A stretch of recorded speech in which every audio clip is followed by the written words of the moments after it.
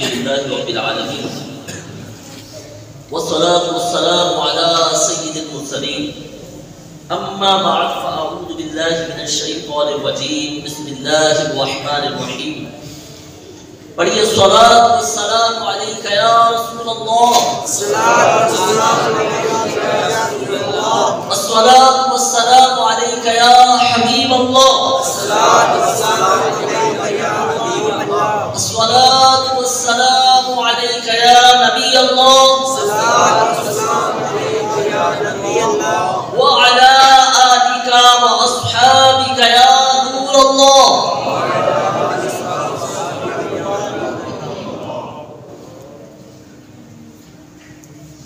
ایک بزرگ شیخ ابو حفص کاغذی رحمت اللہ تعالی علیہ، بہت توجہ کے ساتھ سنیے گا.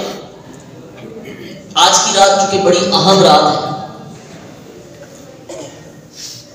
تو روایتوں میں آتا ہے کہ ایک بزرگ جن کا نام شیخ ابو حفص کاغذی رحمت اللہ تعالی علیہ ہے، آپ کا جب انتقال ہوا تو چند دنوں کے بعد اپنے کسی دوست کے خواب میں تشریف لائے.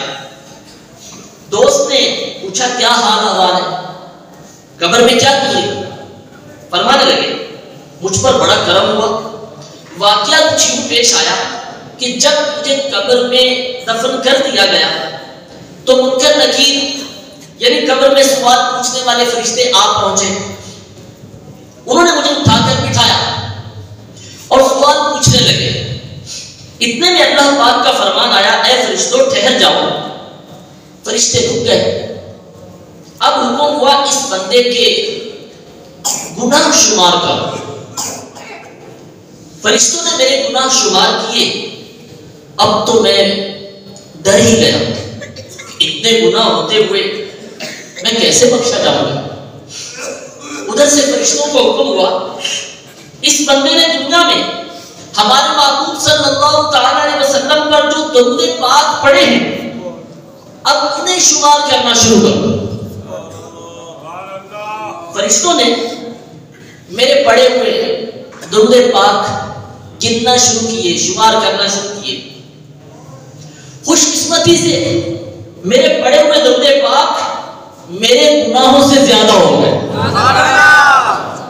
چنانچہ فرشتوں کو حکم ہوا کہ حسبکم یا ملائکتی، اے میرے فرشتوں اتنا ہی حساب کافی ہے. سمجھ آ رہا؟ میرے درود پاک میرے گناہوں سے بڑھ گئے. اب آواز آ رہی ہے میرے فرشتوں اس کا اتنا ہی حساب کافی ہے. اب آگے کیا ارشاد ہوا؟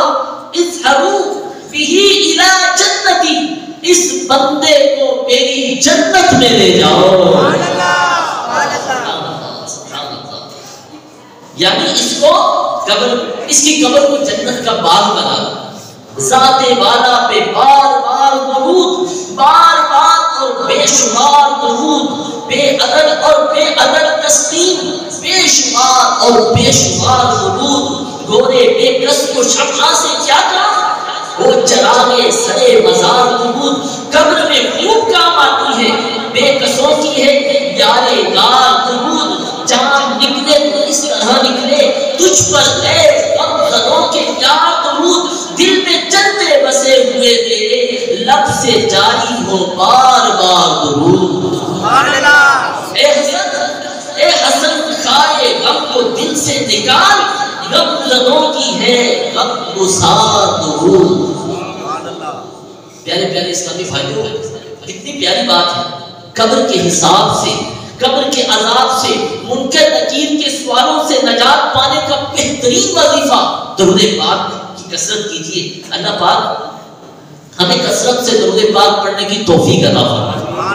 خواجہ ضیاء الدین رحمۃ اللہ تعالی علیہ لکھتے ہیں جو بندہ نیک نمازی ہو اور کثرت سے درود پاک پڑھتا ہو، جب وہ مر کر قبر میں اترتا ہے تو منکر نکیر یعنی قبر میں سوالات پوچھنے والے فرشتے اس سے معمولی سا حساب لیتے ہیں، پھر اس کی قبر کو حد نظر تک وسیع کر دیا جاتا ہے.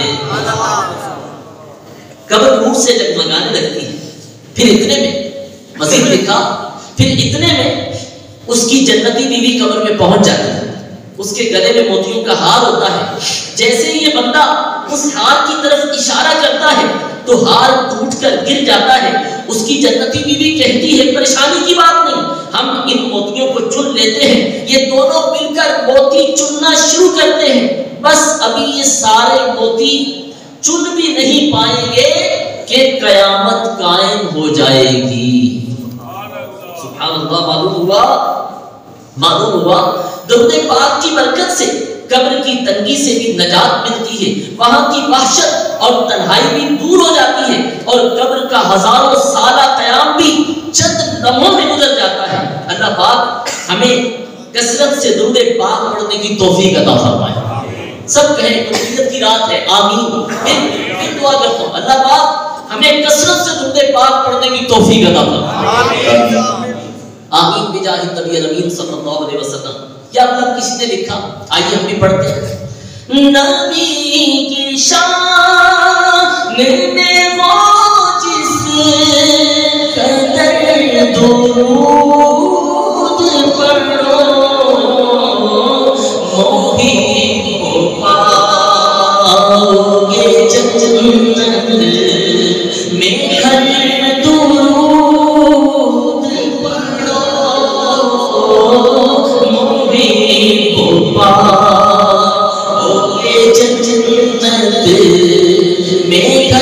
ہر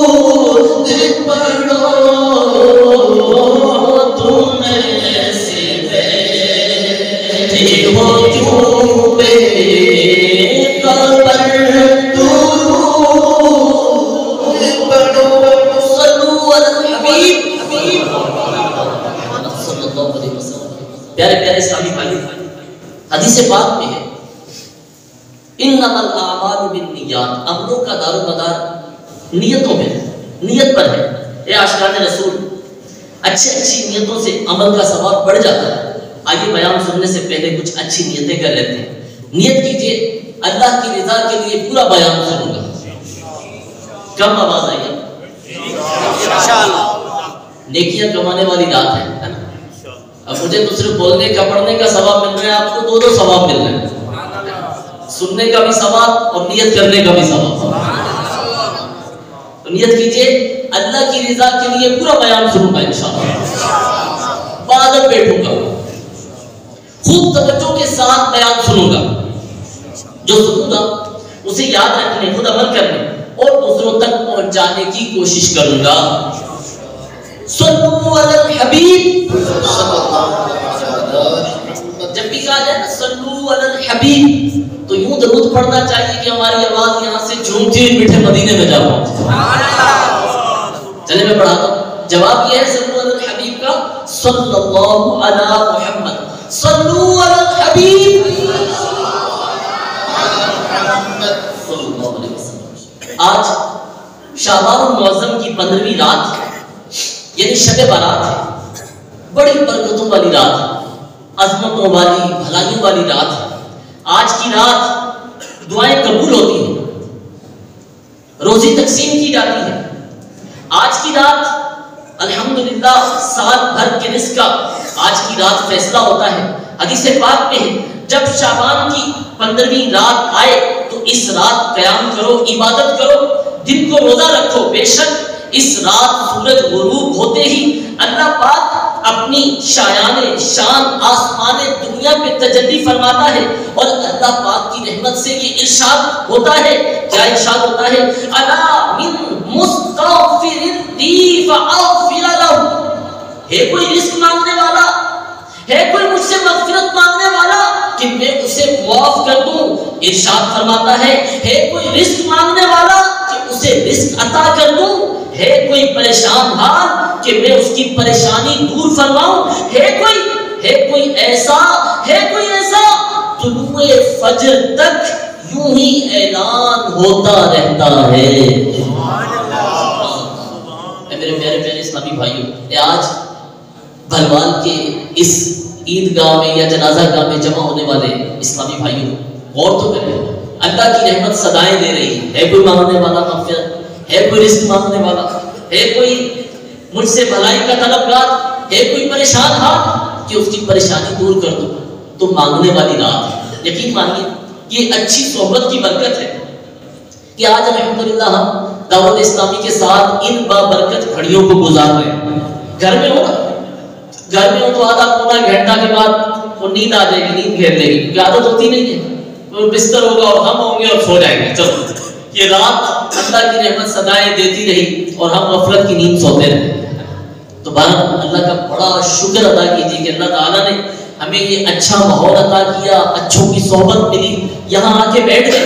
اب نیت کریں کہ انشاءاللہ کریم چونکہ ابھی بیان ہے, اس کے بعد انشاءاللہ پھر ذکر اور پھر وہ لمحے جس کا سارا سال انتظار رہتا ہے کہ الحمدللہ اللہ کی رحمت صدائیں دے رہی ہے. ہے کوئی بخشش کا طلبگار اسے بخش دیا جائے, ہے کوئی رزق مانگنے والا اسے رزق دے دیا جائے, ہے کوئی پریشان حال کہ اس کی پریشانی دور کر دی جائے. اللہ کی رحمت صدائیں دے رہی ہے اور انشاءاللہ آج بیان کے بعد ہم سب مل کے رب کی بارگاہ سے مانگیں گے انشاءاللہ. اے مولا ہماری جھولیاں بھرپور فرما, ہماری جھولیاں بھر دے. ہم آئے بیٹھے ہیں مولا, یہاں تو تیرا سب سے مقبول بندہ ہے مولا, اس کے صدقے ہم پہ کرم فرما دے. تو نیت کریں انشاءاللہ دعا کے بعد ہی یہاں سے جائیں گے. بیٹھے رہے انشاءاللہ. آواز کیوں آئی ہے؟ شیطان تو بھی قید نہیں, 15-20 دن بعد قید ہو گیا تو کوئی نہ کوئی تو وسوسہ دلاتا رہے گا. تو نیت کریں انشاءاللہ ہم ہر وسوسہ چھٹکتے ہوئے یہ برکتیں پائیں گے انشاءاللہ. صلو علی الحبیب. کشت امید پہ ہے فضل خدا آج کی رات, ہر طرف چھائی ہے رحمت کی گھٹا آج کی رات. کس قدر جوش پر ہے حق کی عطا آج کی رات. پائیں گے سارے طلب سے بھی سوا آج کی رات. مغفرت ڈھونڈتی پھرتی ہے گناہگاروں کو, مغفرت ڈھونڈتی پھرتی ہے گناہگاروں کو. مہربان کتنا ہے بندوں میں خدا آج کی رات. کوئی محروم نہ رہ جائے زمین پہ سائے آسمانوں سے یہ آتی ہے صدا آج کی رات. آئی شب برات یہ ہے برکتوں کی رات, لطف و کرم کی رات ہے یہ رحمتوں کی رات. جو چاہتے ہو تم کو کرے گا خدا عطا, اس کی عنایتوں کی ہے یہ نعمتوں کی رات. غم کا علاج آج کی شب دستیاب ہے, غم کا علاج آج کی شب دستیاب ہے. یہ جاں فضا ہے ساعتیں یہ فرحتوں کی رات. کر لو نفس کے واسطے رب سے دعا ابھی, یہ ہے شفا کی رات, یہ ہے راحتوں کی رات. دامن بڑھاؤ مانگ لو خیرات مغفرت, دامن بڑھاؤ مانگ لو مغفرت، اے آسیوں ہے جلوہ نما، ہے جلوہ نما رافتوں کی رات، دامن بڑھاؤ مانگ لو خیرات مغفرت، اے آسیوں ہے جلوہ نما رافتوں کی رات، راضی کرو تمام جو ناراض تم سے ہے، سنو صفا کی رات ہے یہ قوتوں کی رات۔ اللہ پاک ہمیں آج کی رات کی قدر کرنے کی توفیق عطا فرمائے۔ حدیث پاک کے مطابق یہ وہ رات ہے، اے پیارے پیارے اسلامی بھائیوں، یہ وہ رات ہے کہ اس رات بنو کلب کی بکریوں کے بالوں کی تعداد کے برابر گناہگاروں کو جہنم سے آزاد کر دیا جاتا ہے۔ بنو کلب عرب کا ایک قبیلہ تھا، کتابوں میں لکھا ہے کہ یہ لوگ بہت زیادہ بکریاں پالا کرتے تھے۔ آج کی رات نہ غفلت میں گزاری جائے، رب اکبر کی کرو حمد و ثنا آج کی رات۔ سبحان اللہ، ایک بکری کے جسم پر کتنے بال ہوتے ہیں، کون اس کی گنتی کر سکتا ہے؟ معلوم ہوا آج کی رات ہزاروں لاکھوں بلکہ کروڑوں لوگوں کی مغفرت کر دی جاتی ہے، مگر آج کی رات 10 بدبخت ایسے ہیں کہ جن کی آج کی رات بھی بخشش نہیں کی جاتی۔ رب کی رحمت صدائیں دے رہی ہے کوئی مانگنے والا، ہے کوئی بخشش کا طلبگار، اسے بخش دیا جائے، لیکن آج کی رات 10 بدبخت ایسے ہیں جنہیں آج کی رات بھی بخشا نہیں جاتا۔ آئیے سنیے، فرمایا نمبر 1 شراب کا عادی، نمبر 2 ماں باپ کا نافرمان، نمبر 3 زنا کا عادی، نمبر 4 رشتے توڑنے والا، نمبر 5 تصویر بنانے والا، اور 6 چغل خور، نمبر 7 کاہن یعنی نجومی، نمبر 8 جادو ٹونا کرنے والا، نمبر 9 تکبر کے ساتھ پاجامہ یا تہبند ٹخنوں سے نیچے لٹکانے والا، نمبر 10 مسلمانوں سے بلا اجازت شرعی بغض و کینہ رکھنے یعنی دل میں دشمنی چھپانے والا بھی اس رات مغفرت کی سعادت سے محروم رہتا ہے۔ میں بیان کے دوران اللہ پاک کی رحمت مانگنے کے لیے اشعار پڑھتا ہی رہوں گا، آپ بھی شامل ہوتے رہیں۔ مغفرت کا تجھ سے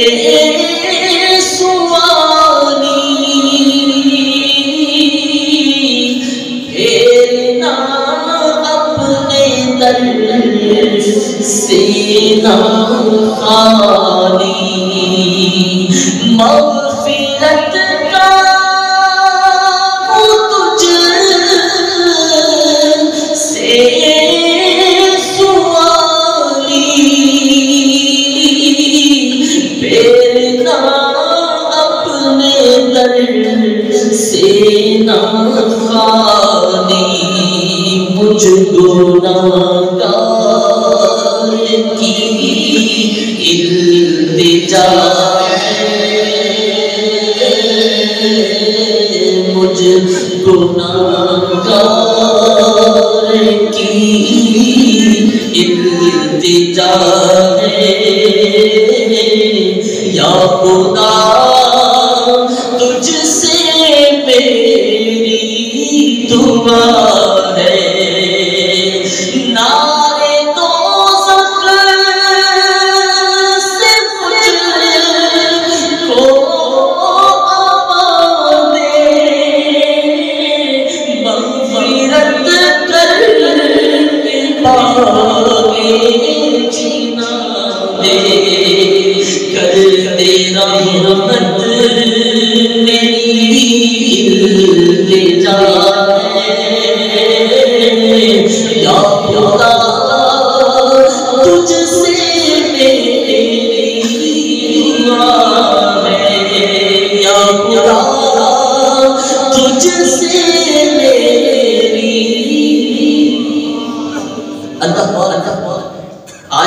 برکت رات کے صدقے ہم سب کو مغفرت کی خیرات نصیب فرمائے، سچی توبہ کی توفیق ملے، گناہوں سے نفرت ہو، نیکیوں کی کثرت ہو، اللہ پاک اور اس کے پیارے حبیب صلی اللہ علیہ وآلہ وسلم کی رضا آج کی رات ہم سب کو نصیب ہو جائے، آمین۔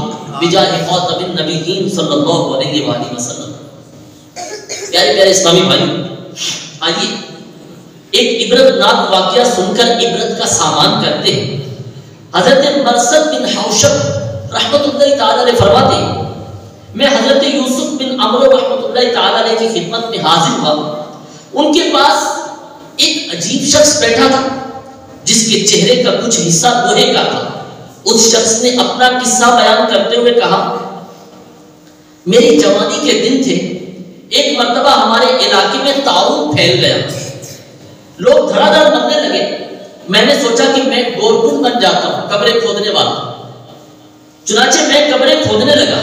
ایک مرتبہ مغرب اور عشاء کا درمیانی وقت تھا، میں نے قبر کھود کر تیار کی، پاس ہی بیٹھ گیا۔ اتنے میں جنازہ آ گیا، ہم نے میت یعنی ڈیڈ باڈی کو دفن کیا، اوپر مٹی ڈالی اور سب لوگ اپنے اپنے گھروں کو چلے گئے۔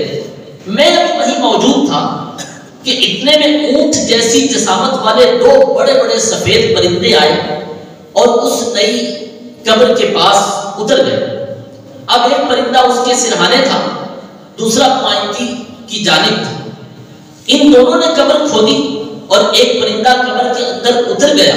میں بڑی حیرانی سے بیٹھا یہ سارا ماجرا دیکھ رہا تھا۔ اس پرندے نے میت کو ایک زوردار تھپڑ لگایا اور کہا، تو وہی ہے، تو وہی ہے جو زرد برق لباس پہنتا اور اسے تکبر سے گھسیٹتے ہوئے سسرال جایا کرتا تھا۔ وہ مردہ چلایا، میں یہ برداشت کرنے کی طاقت نہیں رکھتا۔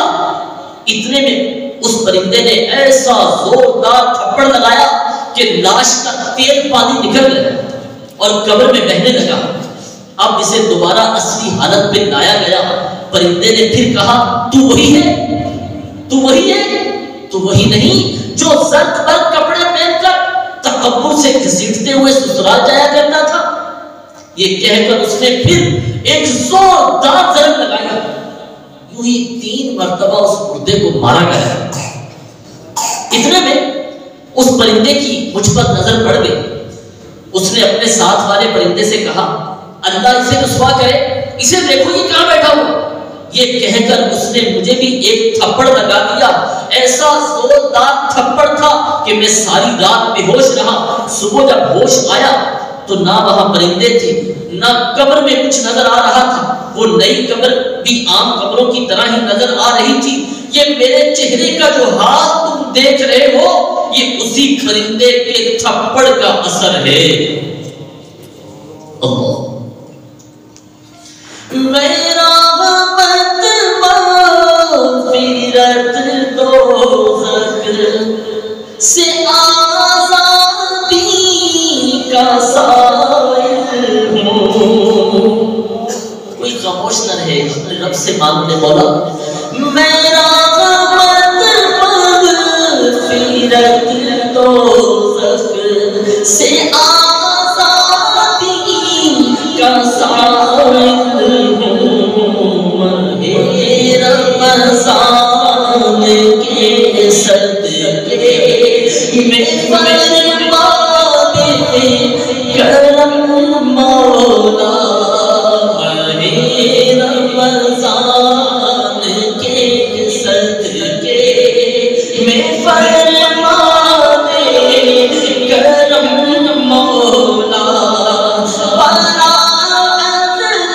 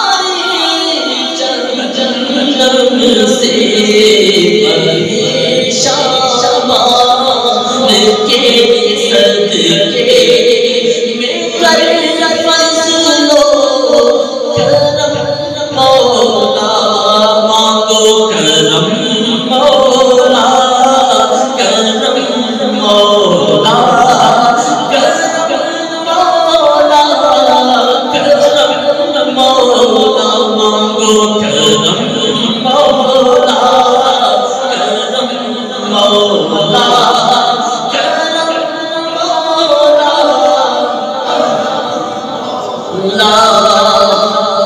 اور آنکھیں بند کر کے اس دعا میں شامل ہو رہے. مولا آج کی رات عبادت میں ریاضت میں تلاوت میں لگا دے. عبادت میں ریاضت میں مانگو. عبادت میں ریاضت میں تلاوت میں لگا دے. رجب کا واسطہ دیتا فرما دے. کرم مولا مانگو کرم مولا. کرم مولا. کرم مولا. کرم مولا مانگو کرم مولا. کرم مولا. کرم مولا. پیارے پیارے اسلامی بھائیوں، ہم ذرا غور کریں یہ کتنا سخت عذاب تھا. ایک تھپڑ اتنا زوردار تھا کہ لاش پگھل کر بہ گئی. اسے پھر پہلی حالت پہ کر دیا گیا، پھر تھپڑ لگایا گیا. یاد رکھیے عذاب قبر حق ہے. اللہ پاک ہمیں عذاب قبر سے بچائے. ہم اپنے بارے میں سوچیں. اللہ نہ کرے اگر ہمیں ایسی مار ماری جائے تو کیا ہم برداشت کر پائیں گے؟ ہرگز نہیں. کتنی سخت تکلیف والی بات ہوگی. یہ عذاب کس کو دیا جا رہا ہے؟ ابھی سنا وہ بندہ جو سسرال جاتے ہوئے تکبر کیا کرتا تھا. اللہ پاک ہمیں اس برائی سے بچا کر رکھے. تکبر بہت ہی سخت گناہ ہے اور حرام ہے، جہنم میں لے جانے والا کام ہے. بعض لوگوں کی یہ عادت ہوتی ہے جب سسرال جاتے ہیں تو ان کے ٹھاٹ باٹ یہ الگ ہوتے ہیں، خام خام کے نخرے دکھاتے ہیں، کھانے پینے وغیرہ کے معاملات میں باتیں سنا ڈالتے ہیں، اپنے لیے سسرال سے خصوصی انتظامات کا مطالبہ کرتے. یہ اچھی بات نہیں ہے. اگر ایسے رویے تکبر کی نیت سے ہوں تب تو گناہوں کا دروازہ بھی کھل سکتا ہے. اس لیے ہمیں چاہیے کہ سسرال ہو یا اپنا گھر، دکان ہو یا آفس، گلی محلہ ہو یا بازار، غرض ہم کہیں بھی ہو تکبر سے بچیں. صرف اور صرف عاجزی اختیار کریں، ہمیں بلندی ہی ملے گی. حدیث پاک میں ہے جو اللہ پاک کے لیے عاجزی کرتا ہے اللہ پاک اسے بلندی عطا فرماتا ہے. اس کے برخلاف قیامت والے دن اللہ پاک تکبر کرنے والوں کو ذلیل و رسوا کر دے گا. حدیث پاک میں ہے قیامت کے دن تکبر کرنے والوں کو انسانی شکلوں میں چیونٹیوں کی مانند اٹھایا جائے گا. ہر طرف سے ان پہ ذلت طاری ہوگی. انہیں جہنم کے بولس نامی قید خانے کی طرف ہانکا جائے گا اور بہت بڑی آگ انہیں اپنے لپیٹ میں لے کر ان پر غالب آ جائے گی. انہیں دینہ خبال یعنی جہنمیوں کی پیپ پلائی جائے گی. خوب انسان کو کرتی ہے رسوا جب زبان بے لگام ہوتی ہے. گر تکبر ہو دل میں ذرہ بھر سن لو جنت حرام ہوتی ہے. صلو علی الحبیب صلی اللہ علی محمد صلی اللہ علیہ وسلم. پیارے پیارے اسلامی بھائیوں، ہم اس دنیا میں آ گئے، اب ہمیں مرنا ہی پڑے گا، قبر میں اترنا ہی پڑے گا. اے آج کے زندوں، اے آج اس قبرستان میں ان مردوں کے درمیان بیٹھنے والے زندوں، اے زندوں سے بات کر رہا ہوں، سنو. ان قریب ہمیں بھی مرنا ہے، ان قریب ہمیں بھی مرنا پڑے گا. ان قریب ہمارا نام بھی مردوں کی فہرست میں آئے گا.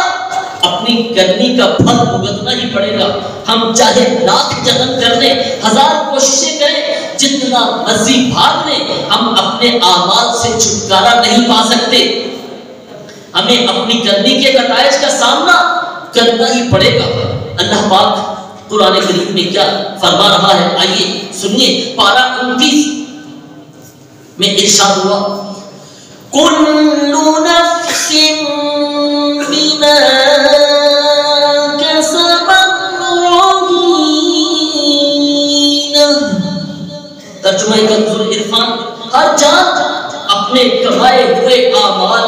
گروی رکھی. معلوم ہوا ہر شخص اپنے اعمال کے عوض گروی ہے. جو بھی اس دنیا میں پیدا ہو گیا اس نے قبر میں اترنا اور اپنی کرنی کا پھل بھگتنا ہے. اللہ اکبر. کہتے ہیں ایک بادشاہ تھا, اس کا جب آخری وقت آیا تو اس نے اپنے بیٹوں کو بلایا اور ایک عجیب وصیت کی. یہ خوشبو والے بھائی کو بٹھا دیا, کیونکہ علم دین کا بیان ہو ان کو بٹھا دیا.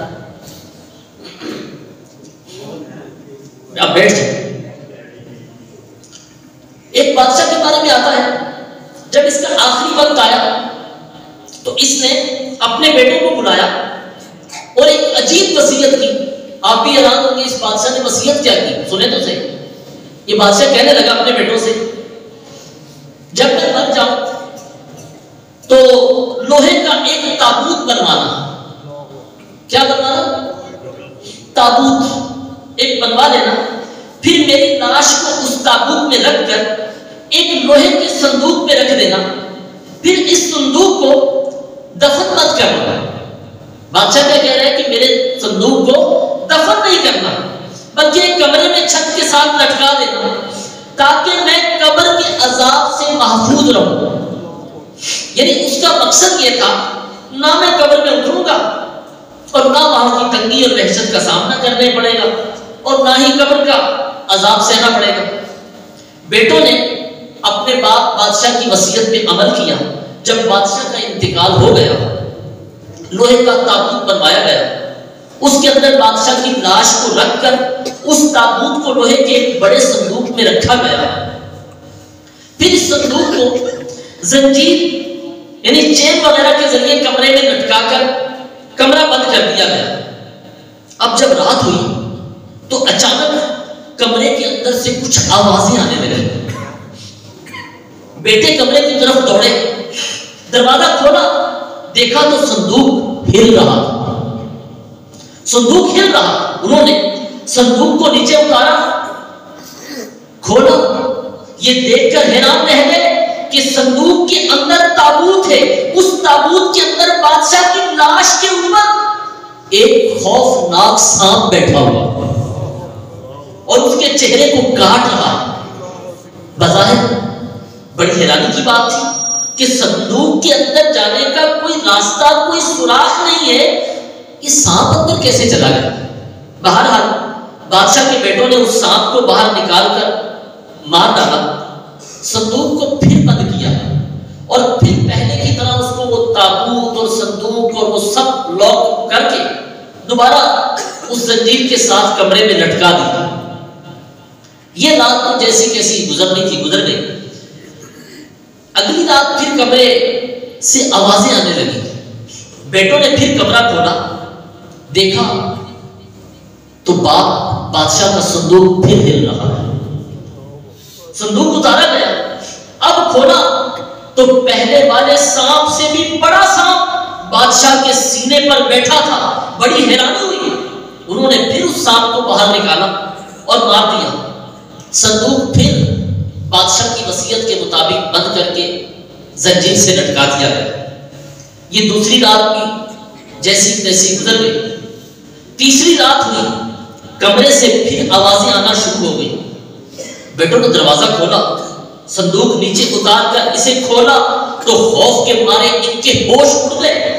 لوہے کا صندوق ہے, اس کے اندر ایک تابوت ہے, باہر سے صندوق بالکل صحیح سلامت ہے, مگر اس تابوت کے اندر خوفناک آگ بھڑک رہی ہے. اللہ, یہ خوفناک منظر دیکھ کر وہ سمجھ گئے کہ عذاب قبر سے ہرگز چھٹکارا نہیں ہے. چنانچہ انہوں نے بادشاہ کی لاش کو باقاعدہ قبر میں دفن کر دیا.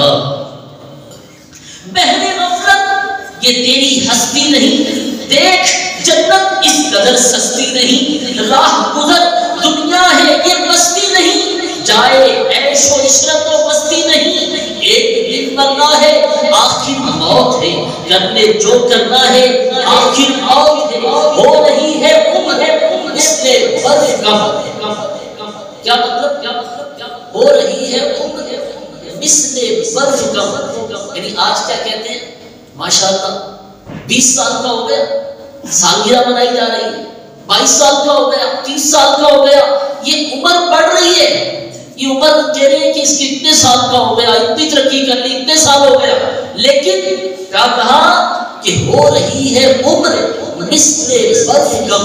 آپ نے دیکھا برف کا بلاک پڑا ہوا ہو، برف کی ڈھیری پڑی ہوئی ہو، آپ گھنٹہ پہلے دیکھیں گے تو برف ہی تھی، اور گھنٹے بعد دیکھیں گے تو وہ برف اتنی نہیں ہوگی، آہستہ آہستہ آہستہ آہستہ کم کم کم کم کم ہوتے پانی بن کے ختم ہو جائے گی۔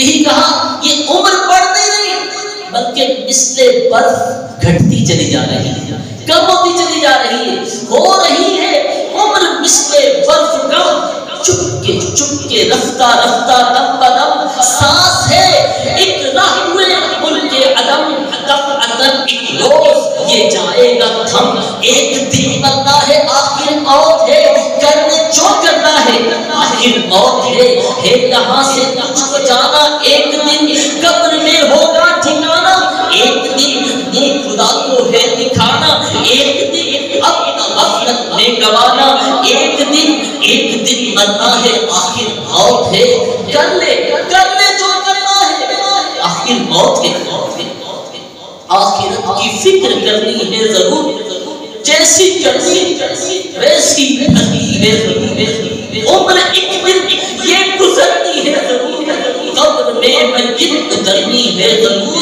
کر لے جو کرنا ہے آخر موت ہے، ایک دن مرنا ہے آخر موت ہے۔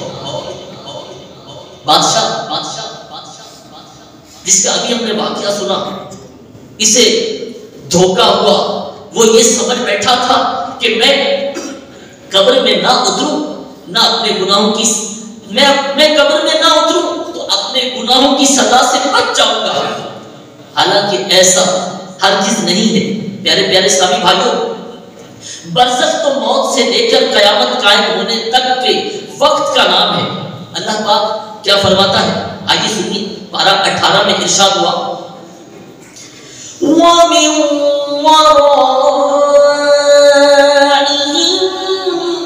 بَرْزَخٌ إِلَى يَوْمِ يُبْعَثُونَ۔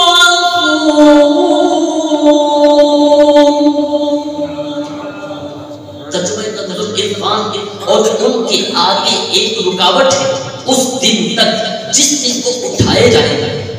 اب یہ یعنی موت سے قیامت تک کا عرصہ مٹی کے نیچے گزرا تو وہ قبر ہے، کسی کو شیر یعنی لائن وغیرہ جانور نے چیر کھایا تو اس کی قبر شمار ہوگی، کوئی سمندر میں ڈوب گیا تو وہی قبر سمجھی جائے گی۔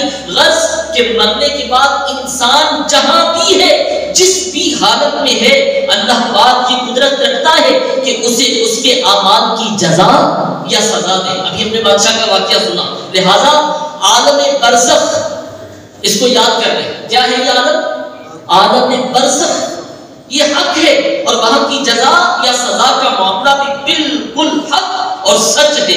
آخرت کی فکر کرنی ہے ضرور، جیسی کرنی ویسی بھرنی ہے ضرور، عمر ایک دن یہ گزرتی ہے ضرور، قبر میں میت اترنی ہے ضرور۔ اے عاشقان رسول، اے آج بھلوان کے اس قبرستان کی سوگوار فضاؤں میں بیٹھ کر، آج اس مغفرت کی رات میں، اس نیکوں کے اجتماع میں بیٹھ کے سننے والے عاشقان رسول، عالم برزخ میں ہمیں قیامت تک رہنا ہے، وہاں ہر ایک کا ٹھکانہ اس دنیا میں کیے ہوئے اعمال کے مطابق ہوگا۔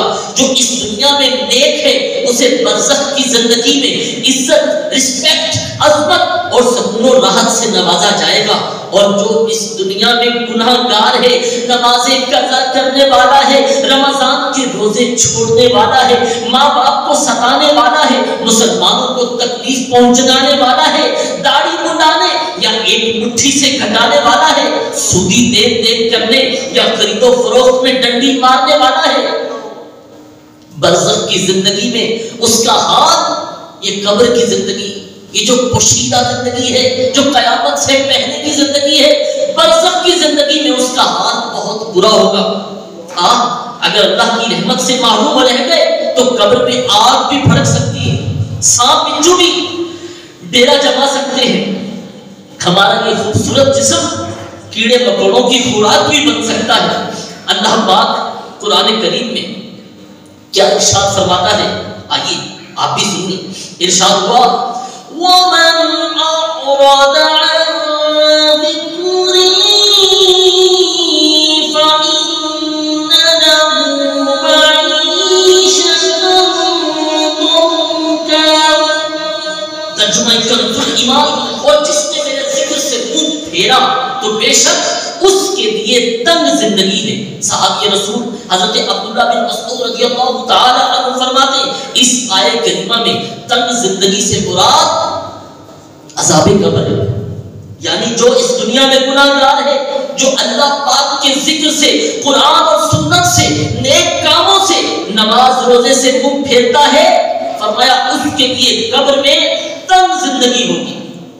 صحابی رسول حضرت ابو ہریرہ رضی اللہ تعالی عنہ فرماتے ایک دن نبیوں کے نبی رسول ہاشمی صلی اللہ علیہ وآلہ وسلم نے یہ آیت کریمہ پڑھی، اور جس نے میرے ذکر سے منہ پھیرا، جو ابھی پڑھی گئی، جس کا ترجمہ بیان کر رہا ہوں، اور جس نے میرے ذکر سے منہ پھیرا تو بے شک اس کے لیے تنگ زندگی ہے۔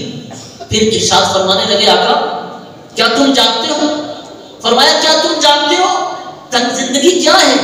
صحابہ کرام نے عرض کیا اللہ ورسولہ اعلم، اللہ پاک اور اس کے پیارے رسول صلی اللہ علیہ وسلم ہی بہتر جانتے ہیں۔ فرمایا اس سے مراد قبر کا عذاب ہے جو کافر کو دیا جائے گا۔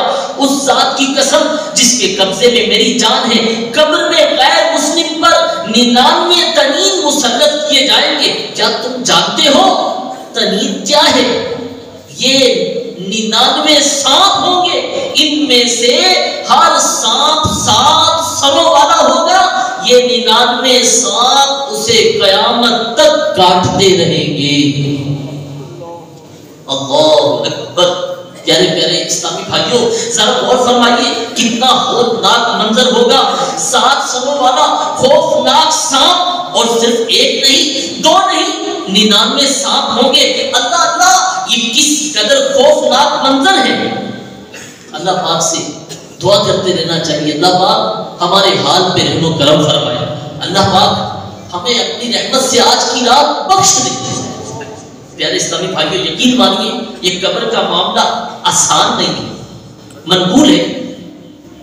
قبر روزانہ 7 بار پکارتی ہے، یہ اعلان کرتی ہے ایک کمزور آدمی مجھ میں پہنچنے سے پہلے اس دنیا کی زندگی میں خود پر رحم کر لے، بے شک جب تو مجھ میں پہنچے گا، تو اگر اپنے رب کا فرما بردار ہوا تو میں تجھ پر رحم کروں گی، تو مجھ میں خوشی دیکھے گا، اگر تو نے خود پر رحم نہ کیا میں بھی تجھ پر رحم نہیں کروں گی۔ ایک کمزور انسان، میں کیڑے مکوڑوں کا گھر ہوں، اور اس کے ساتھ 90 عرصے تک شرمندگی بھی ہے۔ میں وحشت اور تنہائی کا گھر ہوں، اس کے ساتھ شدت و سختی بھی ہے۔ میں پیاس کا گھر ہوں، اس کے ساتھ ہولناک اندھیرا بھی ہے۔ میں تنگی کا گھر ہوں، اس کے ساتھ خوفناک بچھو بھی ہے۔ اے ابن آدم خبردار، تجھے دنیا کی زندگی دھوکے میں نہ ڈالے، بے شک تجھے مجھ میں آنا ہے، میں آخرت کی منزلوں میں پہلی منزل ہوں۔ اگر تو نے مجھ سے نجات پالی تو ہر خوفناک مرحلے سے نجات پالو گے۔ اے ابن آدم، میں غضب کا مقام ہوں، میں کسی جوان کی جوانی پر، کسی چھوٹے کے چھوٹا ہونے پر، کسی بوڑھے کے بڑھاپے پر رحم نہیں کرتی۔ ہاں، میں اس پر رحم نہیں کرتی جو خود اپنے حال پہ رحم نہیں کرتا۔ قبر روزانہ یہ کرتی ہے پکار، مجھ میں ہے کیڑے مکوڑے بے شمار۔ یاد رکھ میں ہوں اندھیری کوٹڑی، تجھ کو ہوگی مجھ میں سن وحشت پڑی۔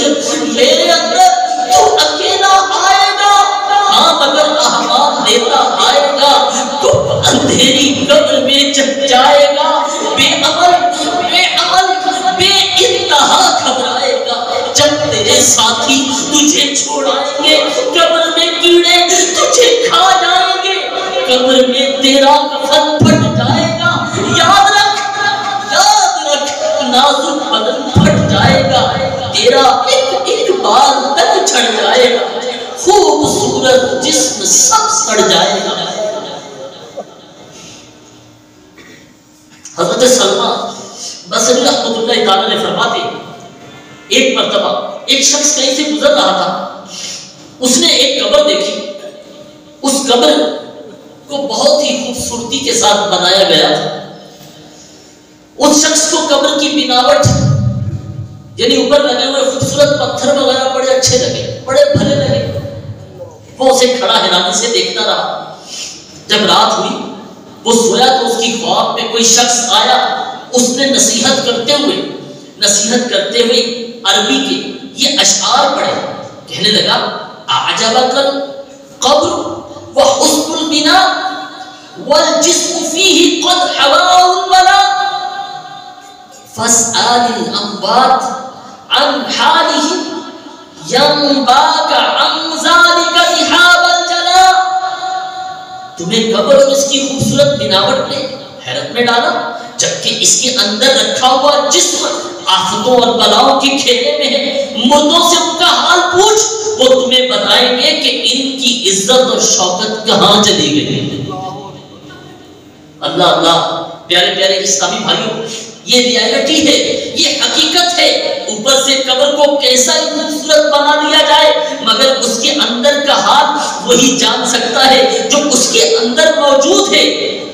حضرت شیخ سلطان باہو رحمۃ اللہ تعالی نے کیا خوب کہہ گئے، فرما گئے جیونے کی جانت سار مویا دی، سو جانے جو مردہ ہوں، ایک وچھوڑا ماں پیو بھائیاں، دوجا عذاب قبر دا ہوں، واہ نصیب انہاں دے باہو جیڑا وچ حیاتی مردہ ہوں۔ وضاحت کیا ہے، اس کا ترجمہ کیا ہے؟ فرمایا زندہ لوگ قبر والوں کی حالات کیا جانے، یہ تو وہی جانتا ہے جو مر کر قبر میں اترتا ہے۔ قبر میں نہ کھانا ہے نہ پانی ہے، وہاں بس اپنی کمائی ہی کام آ سکتی ہے۔ قبر میں مردے کو بہت طرح کے صدمے ہوتے ہیں، ماں باپ بہن بھائیوں کی جدائی کا غم علیحدہ ہے، پھر قبر کے عذاب کا خطرہ جدا ستا رہا ہوتا ہے۔ خوش نصیب لکی تو وہ ہے جو اس دنیا میں ہی اپنی خواہشات کو پا کر اللہ اور اس کے رسول کا فرما بردار بن جاتا ہے۔ پیارے پیارے اسلامی بھائیوں، ہم نے اپنے سامنے لوگوں کو مرتے دیکھا ہو، مگر یاد رکھیے یہ مرنا آسان نہیں ہے، یہ مرنا آسان نہیں ہے۔ پیارے اسلامی بھائیوں، ہم نے اپنے ہاتھوں سے میت کو کفن پہنایا ہوگا۔ کفن پہنانا آسان ہے مگر پہننا آسان نہیں ہے۔ ہم نے جنازے کو گدا دیا ہوگا مگر جنازے کی چارپائی پر لیٹ کر 4 کندھوں پر سوار ہونا آسان نہیں ہے۔ ہم نے بہت ساروں کو قبر میں اتارا ہوگا، یاد رکھیے قبر میں اتارنا آسان ہے مگر قبر میں اترنا آسان نہیں ہے۔ معاملہ واقعی سخت دشوار ہے، ذرا تصور تو باقی جیسے روئی کوٹن کے ڈھیر میں کانٹے دار ٹہنی رکھ کر ایک جھٹکے سے اس روئی سے وہ ٹہنی کھینچ لی جائے، ایسے ہمارے جسم سے روح کھینچ لی جائے، ہمارے جسم کا دھواں درد اور تکلیف میں ہو، تکلیف بھی کیسی 1000 تلواروں کے بعد سے زیادہ شدید، پھر اس حالت زار میں ہمارا کوئی پرسان ہاتھ بھی نہ ہو، ہمارے ماں باپ، اولاد، بہن بھائی، عزیز رشتہ دار، ہمارے ناز اٹھانے والے سرہانے کھڑے ہوں، کوئی ہماری مدد نہ کر پائے، سب دیکھتے رہ جائیں، ہم کسی کو اپنا دکھ بیان نہ کر پائے، ہمارے ارد گرد چیخو پکار مچی ہو اور ہم کسی سے بات بھی نہ کر پائے، ہمارا مال، ہماری دولت، ہمارا بینک بیلنس، ہماری کاریں، ہماری کوٹھیاں، ہمارے بنگلے، ہماری طاقت قوت، ہمارا عہد و منصب، ہماری ڈگریاں، سب کچھ دھرے کا دھرا رہ جائے، ہمارے جسم پر پہننے کے کپڑے بھی اتار دیے جائیں، کوڑا کفن پہنایا جائے، پھر ہمارے چاہنے والے، ناز اٹھانے والے خود اپنے کندھوں پہ اٹھا کر تنگ و تاریک قبر میں لٹا کر اپنے ہاتھوں مدح مٹی ڈال کر واپس پلٹ جائیں، ہم ان کے قدموں کی آواز سن رہے ہوں گے مگر ہم انہیں پکار کر روک نہ سکیں گے۔ یہ تکلیف کہ ایسی تکلیف کبھی پہلے نہ پہنچی ہوگی، یہ تنہائی کی ایسی تنہائی سے ہم کبھی پہلے دوچار نہ ہوئے ہوں گے، یہ وحشت کہ ایسی وحشت کبھی نہ دیکھی ہوگی۔ پھر یہاں بس نہیں، ابھی یہ صدموں پھر صدمے گزرے ہی ہوں گے، نئے گھر میں ابھی کچھ آگے ٹھہری ہوں گے، ابھی اس تنہائی کی عادت بھی نہ ہوئی ہوگی، روح نکلنے کی تکلیف میں کمی بھی نہ آئی ہوگی۔ اچانک قبر کی دیواریں لرزنے لگے گی، دو فرشتے قبر کی دیواروں کو چیرتے ہوئے قبر میں پہنچ جائیں گے، نہایت سخت لہجے میں ہم سے سوالات شروع کر دیے جائیں گے۔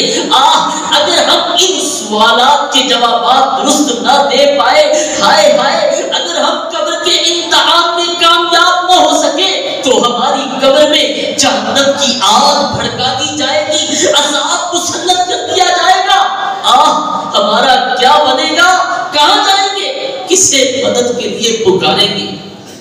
دلا غافل نہ ہو یکدم، یہ دنیا چھوڑ جانا ہے، دلا غافل نہ ہو یکدم، یہ دنیا چھوڑ جانا ہے، بغیچے چھوڑ کر خالی زمین اندر سمانا ہے، تیرا نازک بدن بھائی جو لیٹے سیج پھولوں پر، یہ ہوگا ایک دل میں جان، اسے انہوں نے کھانا ہے، تو اپنی موت کو مت بھول کر سامان چکنے جا، زمین کی خاک پر سونا ہے، اینٹوں کا سرانا ہے، نہ بیلی ہو سکے بھائی، نہ بیٹا باپ تے بھائی، نہ بیلی ہو سکے بھائی، نہ بیٹا باپ تے بھائی، تو کیوں پھرتا ہے سودائی، عمل نے کام آنا ہے، عزیزہ یاد کر جس دن کے اسرائیل آئیں گے، نہ جاوے کوئی تیرے سنگ، اکیلا تو نے جانا ہے، جہاں کے شغل میں شاغل خدا کے ذکر سے غافل، کرے دعویٰ کہ یہ دنیا میرا دائم ٹھکانا ہے، منافق رب نہ کر غفلت، حیاتی پر نہ ہو مرنا، خدا کی یاد کر ہر وقت کہ جس نے کام آنا ہے۔ پیارے پیارے اسلامی بھائی، قبر کا معاملہ بہت دشوار ہے، خوش نصیب ہے جو قبر میں پرسکون رہا، جس کی قبر میں پکڑ ہو گئی وہ بہت ہی نقصان میں ہے۔ عالم برزخ میں گناہگاروں کو کس قدر سخت عذاب ہوتے ہیں، آئیے عبرت کے لیے چند روایات سنیے۔ مسلمانوں کے چوتھے خلیفہ حضرت علی مرتضیٰ شیر خدا کرم اللہ وجہہ الکریم بیان کرتے ہیں، حضور نبی پاک صلی اللہ علیہ وآلہ وسلم ایک دن نماز فجر پڑھا کر ہماری طرف متوجہ ہوئے، ارشاد فرمایا رات میرے پاس دو فرشتے حاضر ہوئے، مجھے آسمان دنیا کی طرف لے گئے، میں نے ایک فرشتہ دیکھا جس کے ہاتھ میں بڑا پتھر تھا اور اس کے سامنے ایک آدمی تھا، فرشتہ پتھر اس کی کھوپڑی پر مار رہا تھا جس سے دماغ نکل کر ایک طرف بہہ جاتا، پتھر دوسری جانب لڑک جاتا۔ میں نے پوچھا یہ کون ہے؟ فرشتوں نے کہا آگے تشریف لے چلیے۔ آگے بھی ایک فرشتے کو دیکھا جو اپنے سامنے بڑے آدمی کے کبھی دائیں کبھی بائیں جبڑے کو لوہے کی سلاخ سے چیرتا ہوا کام تک لا رہا تھا۔ میں نے کہا یہ کون ہے؟ فرشتے بولے آگے تشریف لے چلیے۔ میں آگے بڑھا تو خون کی ایک نہر دیکھی جو ہانڈی کی طرح ابل رہی تھی، اس میں بے لباس لوگ تھے اور نہر کے کناروں پر فرشتے اپنے ہاتھوں میں مٹی کے ڈھیلے لیے موجود تھے، جو بھی نہر سے باہر جھانکتا اسے وہ ڈھیلا مارتے جس سے وہ واپس نہر میں گرتا حتیٰ کہ اس کی تہہ میں پہنچ جاتا۔ میں نے پوچھا فرشتوں یہ کون ہے؟ کہا یہ آگے بڑھیے۔ میں آگے بڑھا تو ایک گھر دیکھا جس کا نچلا حصہ اوپر والے سے زیادہ تنگ تھا، اس میں بھی بے لباس لوگ تھے جن کے نیچے آگ بھڑک رہی تھی، اتنی بدبو آ رہی تھی کہ میں نے اس سے بچنے کے لیے اپنی ناک پکڑ کے پوچھا یہ کون ہے؟ فرشتوں نے کہا آگے تشریف لے چلیے۔ آگے بڑھے تو دیکھا ایک سیاہ ٹیلے پر کچھ پاگل لوگ ہیں اور ان کے پچھلے مقام میں آگ پھونکی جا رہی ہے جو ان کے منہوں، نتنوں، پوچھا یہ کون لوگ ہیں؟ مجھے کہا گیا آگے چلیے۔ میں آگے بڑھا تو آگ سے بھرا ایک زمین دوز قید خانہ دیکھا جس پر ایک فرشتہ مقرر تھا۔ اس آگ سے جو بھی نکلتا فرشتہ اس کے پیچھے ہو لیتا حتیٰ کہ اسے واپس وہیں ڈال دیتا۔ آخر میں ان تمام ہولناک مناظر کے متعلق بتایا گیا کہ وہ پہلا شخص جس کا پتھر سے سر کچلا جا رہا تھا، دماغ ایک جانب پتھر دوسری جانب جا گرتا تھا، یہ وہ ہے کہ عشاء کی نماز نہیں پڑھتا تھا اور دیگر نمازیں وقت گزار کر پڑھتا تھا۔ اسے جہنم میں ڈالے جانے تک یوں ہی مارا جاتا رہے گا۔ اور وہ دوسرا شخص جس کی بانچیں لوہے کی سناخ سے چیری جا رہی تھی، یہ ان لوگوں کا عذاب ہے جو مسلمانوں کے درمیان فساد پھیلاتے، چغل خوریاں کیا کرتے تھے۔ انہیں بھی یہ عذاب مسلسل ہوتا رہے گا حتیٰ کہ جہنم میں ڈال دیے جائیں گے۔ اور تیسرا شخص جس کے منہ میں پتھر ڈالے جا رہے تھے وہ سود خور ہے، اسے بھی جہنم جانے تک یہ عذاب ہوتا رہے گا۔ بتایا گیا چوتھا منظر جہاں آپ نے بے لباس لوگوں کو دیکھا، بے لباس لوگ بدکار تھے، جو بدبو آ رہی تھی وہ ان کی شرم گاہوں کی تھی، انہیں بھی جہنم میں جانے تک یہ عذاب دیا جاتا رہے گا۔ پانچواں منظر جو پاگل افراد آپ نے دیکھے وہ قوم لوط جیسا گندا کام کرنے اور کروانے والے تھے، وہ بھی جہنم میں ڈالے جانے تک اس عذاب میں گرفتار رہیں گے۔ اور چھٹے مقام پر وہ آگ سے بھرا ہوا زمین دوز قید خانہ جہنم تھا۔ الامان والحفظ۔ حضرت ابو سعید خدری رضی اللہ تعالیٰ عنہ سے روایت ہے، حضور نبی پاک صلی اللہ تعالیٰ علیہ وسلم نے فرمایا میرا گزر ایک ایسے دسترخوان کے پاس سے ہوا جس پر بھنا ہوا گوشت تھا لیکن وہاں کوئی بھی نہیں تھا، اور سامنے دوسرے دسترخوان پر گلا سڑا بدبودار گوشت تھا جسے بہت سارے لوگ کھا رہے تھے۔ میں نے پوچھا جبرائیل یہ کون لوگ ہیں؟ عرض کیا گیا یہ آپ کی امت کے وہ لوگ ہیں جو حلال چھوڑ کر حرام کی طرف بڑھتے تھے۔ پھر میں آگے بڑھا تو ایسے لوگ دیکھے، آقا فرما رہے ہیں کہ میں آگے بڑھا ایسے لوگ دیکھے جن کے پیٹ کوٹھڑیوں کی طرح بڑے تھے، ان میں کوئی کھڑا ہونے کی کوشش کرتا تو منہ کے بل گر پڑتا اور کہتا اے میرے رب قیامت قائم نہ فرما۔ میں نے بارگاہ الہی میں ان کی چیخ و پکار سنی تو حضرت جبرائیل علیہ السلام سے پوچھا اے جبرائیل یہ کون لوگ ہیں؟ کہا یہ آپ کی امت کے سود خور ہیں۔ پھر کچھ آگے بڑھا تو ایسے لوگ نظر آئے جن کے ہونٹ اونٹ کے ہونٹوں کی طرح تھے اور ان کے منہ کھول کر انہیں انگارے کھلائے جا رہے تھے۔ میں نے پوچھا یہ کون ہے؟ عرض کیا یہ آپ کی امت کے وہ لوگ ہیں جو ناحق یتیموں کا مال کھاتے تھے۔ پھر آگے چل کر کچھ عورتیں دیکھی جو اپنے سینوں سے لٹکی ہوئی تھی۔ میرے پوچھنے پر حضرت جبرائیل علیہ السلام نے بتایا یہ بدکار عورتیں ہیں۔ پھر آگے بڑھا تو ایسے لوگ دیکھے جن کے پہلوؤں سے گوشت کاٹ کر انہیں کھلایا جا رہا تھا اور کہا جا رہا تھا کھاؤ کھاؤ جس طرح اپنے بھائی کا گوشت کھاتے تھے۔ میں نے ان کے بارے میں پوچھا تو حضرت